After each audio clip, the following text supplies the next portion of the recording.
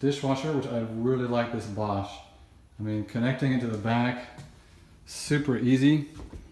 There was no connections at all to the front.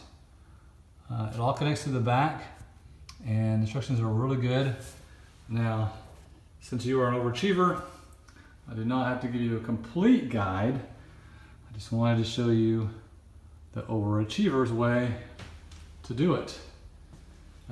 So I've had dishwashers in the past that rock quite a bit, and I don't like that, so I want it to be really solid.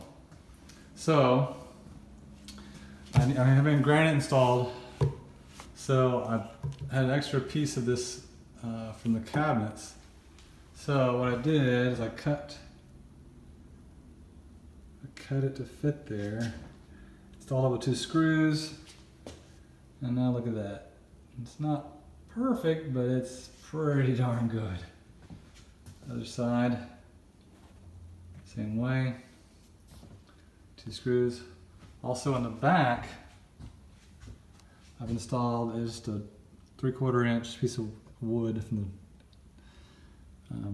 left over from the trim, and that's my stop. So once I push it in, let's push the dishwasher in there.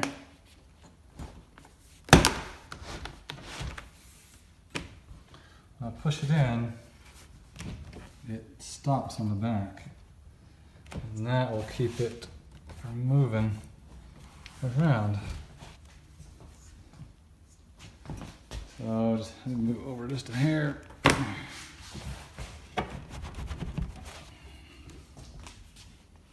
Use the finger test. That's pretty good. Look at that, a very little gap. Same gap on each side. And now, once the countertop is on, that will be bulletproof. This dishwasher will not move an ounce when you open the door. Just make sure you do not screw it to this board back here.